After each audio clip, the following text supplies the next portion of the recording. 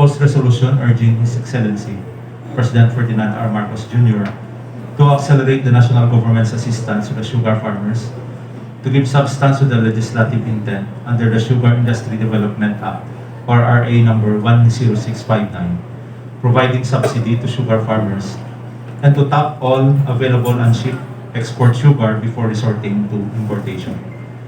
Whereas it is now clear that despite the two successive importations of sugar under Sugar Order Number 3, Series of 2021 to 2022, covering 200,000 metric tons and an additional 150,000 metric tons under Sugar Number 2, Series of 2022-2023, the level of prices of sugar in the country have not stabilized.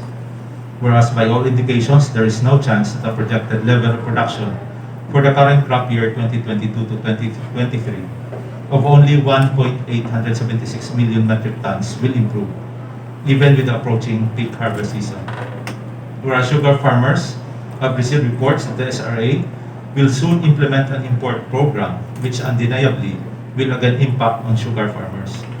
Whereas structural reforms in the sugar industry cannot conceivably be achieved if the current SRA board will continue with the regulatory practices of the former SRA board that was characterized by the unabated allocation of export sugar, despite the incontrovertible fact that sugar domestic consumption requirements of the country far exceeds the level of production, the importation of sugar to augment supply, and worst of all, the importation of sugar to restore the deficit caused by the forced allocation of sugar and sugar farmers despite the shortage situation.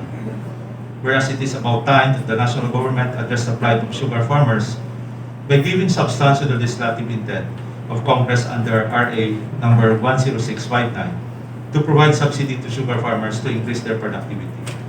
Whereas the assistance to sugar farmers alone will not be sufficient unless the SRA realizes the need to tap all available unshipped export sugar to augment the supply of sugar instead of resorting to importation, which the public at large knows only benefits the favored traders of the old SRA board.